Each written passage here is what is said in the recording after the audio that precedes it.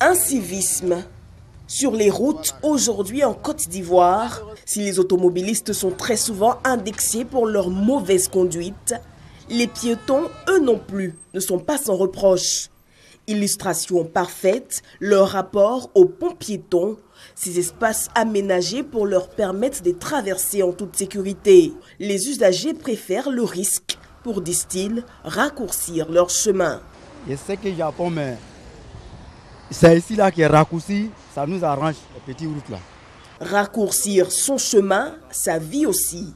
Sur les 600 décès enregistrés chaque année pour des accidents de la route, 4 personnes sur 10 sont des piétons. Et si une voiture te cogne? Il faut des safrous là, maman. Ça veut dire que grâce à bon Dieu, ça ne veut pas me cogner. Sur l'autoroute du Nord, au niveau d'Agban, dans la commune d'Adjamé, la gendarmerie, face aux nombreux accidents répertoriés, s'est voulu ferme.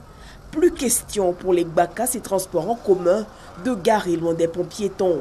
À cause de nombreux accidents qui se passent, quand on les descend, ils traversent, courent pour traverser. Donc, quand les voitures là, les gens d'Agban, ne veulent plus, on les descend, on les descend ici, ou bien directement la liberté. Il y a toutefois de bons élèves qui jouent la carte de la prudence et la recommandent vivement. On pointe le pont parce que c'est plus prudent. Mais que dit et fait la loi face à cette situation?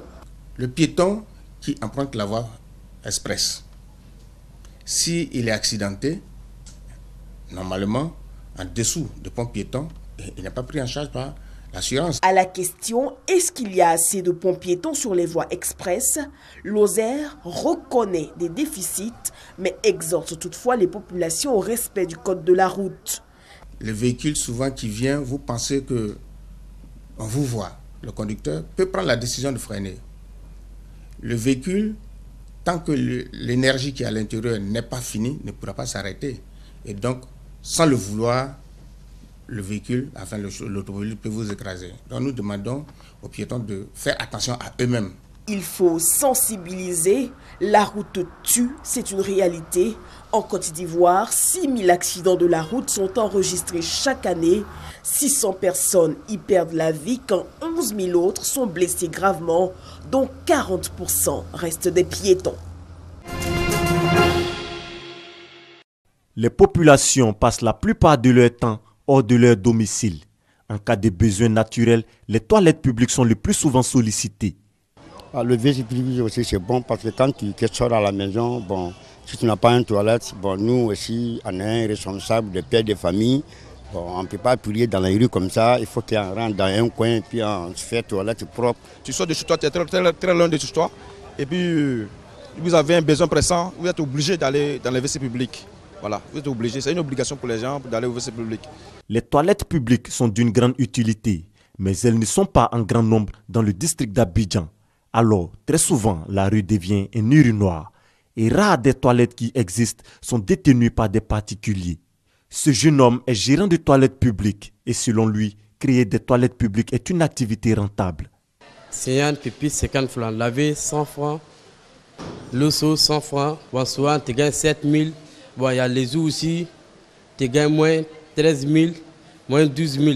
Bon, ça dépend quoi. Activité rentable, mais l'entretien des lieux laisse à désirer. À l'intérieur de quelques toilettes visitées, l'hygiène fait défaut. Oui, il y a le coin aussi qui n'est pas propre. Si le pas propre aussi, nous on ne rentre pas dans le coin. C'est mal entretenu surtout. La propriété n'y est pas. En fait, souvent, on verse acide aussi ou bien aux arrêts secs là. On prend pour verser la nuit comme ça. Le matin, si tu viens, tu laves avec les brosses, tu as fini de laver, tu mets des gousselins dessus. Voilà, après maintenant, il y a autre javel à mettre dans le bidon aussi. Si c'est mouillé, on verse dans le douche un peu. Des toilettes publiques propres, respectant les normes sanitaires et d'hygiène, c'est possible. La mairie du Plateau, par exemple, s'est dotée de toilettes publiques modernes, une infrastructure de pointe avec toutes les commodités d'hygiène. Vraiment, ça m'a rendu un premier gaou à Abidjan, au lieu de Paris. La douche est vraiment propre, les toilettes sont propres. Surtout, ce qui me plaît, quand tu rentres, l'eau vient effacer l'urine de celui qui a passé. Il y a les clients qui sortent, ils rentrent directement pour nettoyer, ils pompent. Pour pas, les gens ils vont venir pour voir, pour sentir l'odeur des pipis, les caca, tout ça là. Quand vous rentrez, la lumière s'allume seule. Quand vous finissez, vous avez l'eau. Quand vous mettez la main, vous avez de l'eau directement. Le savon aussi automatiquement, les toilettes. Les urinoirs aussi pareil.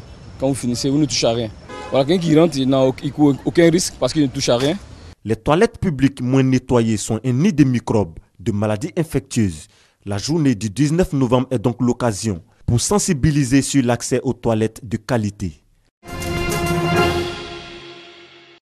Selon l'enquête nationale sur la situation de l'emploi et du travail publiée en 2013 en Côte d'Ivoire, plus de 2 millions d'enfants sont économiquement occupés et parmi eux, 71,4% sont astreints à un travail susceptible de nuire à leur intégrité.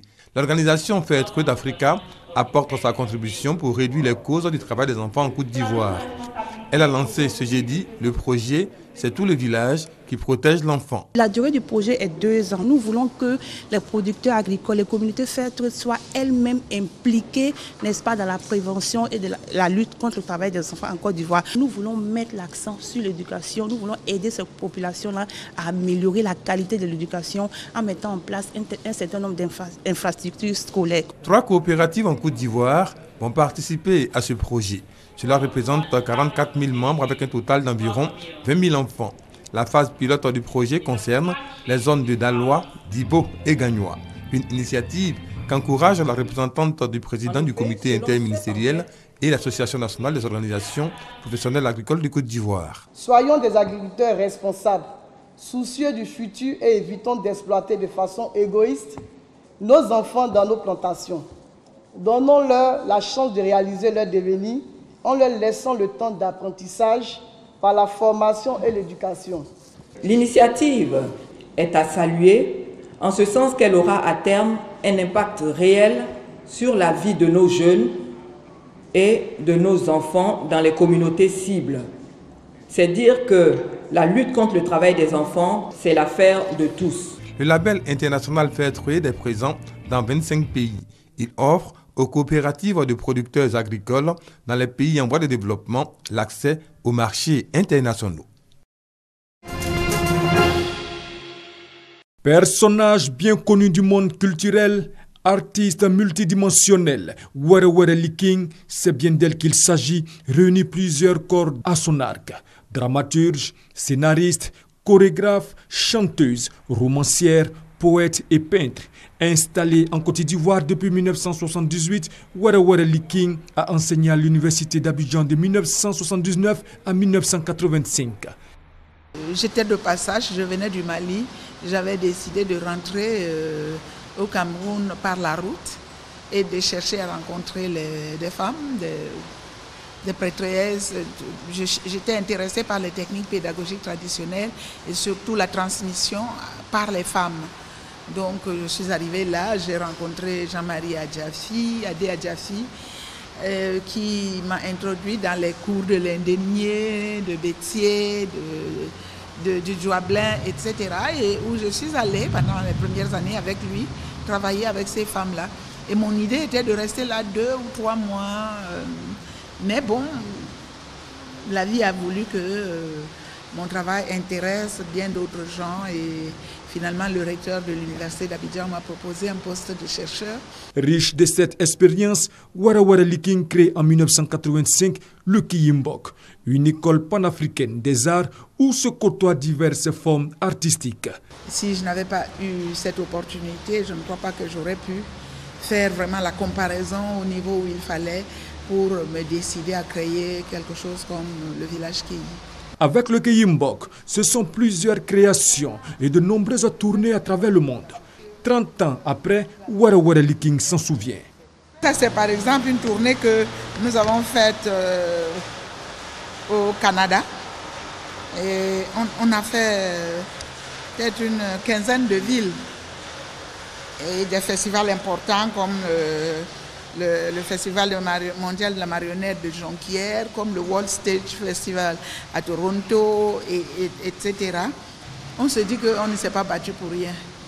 Et on peut dire aux jeunes que quand on s'engage dans les choses, on laisse des traces. Were Were Lee King célébrera au mois de décembre prochain les 30 années du Kiyimbok. L'assaut à Saint-Denis et ce matin, cette décision, les policiers pourront rester armés même hors service. À l'Assemblée nationale, lors du vote de la prolongation de l'état d'urgence, Manuel Valls a évoqué le pire. Je le dis bien sûr avec toutes les précautions qui s'imposent. Mais nous le savons et nous l'avons à l'esprit. Il peut y avoir aussi le risque d'armes chimiques ou bactériologiques.